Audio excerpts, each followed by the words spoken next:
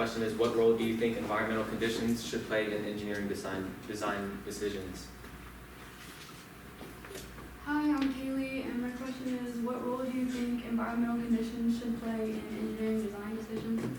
So I think that it should play a major role. So first, you want to look at the location, and not every location is going to be the same. Some areas might be more susceptible to tornadoes or flooding, heavy rains, maybe snowstorms. So you definitely want to look at that because it could give you a more reliable design. So during my internship, weather wasn't the only thing that they would look at.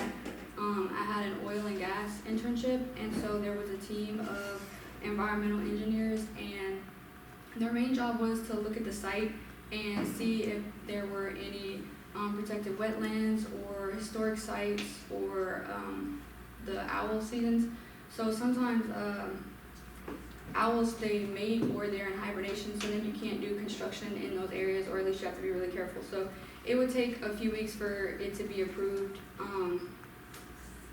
So it definitely is a good thing to look at, so that way the environment is not harmed.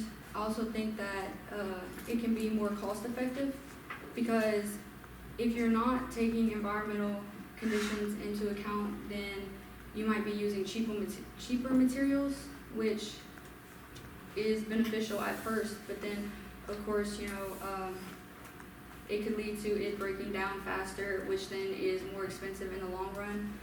So that's not good. So you should definitely look into environmental conditions before you have an engineering design to build a more reliable product that is safer and doesn't harm the environment. Okay, then your follow-up question is, in Louisiana, which environmental factor do you think is the most underestimated? The owl habitat, for sure, because you have to look at that before you can start building, and people don't even think about that before they start trying to cut down trees to have a site to build hydro. Interesting.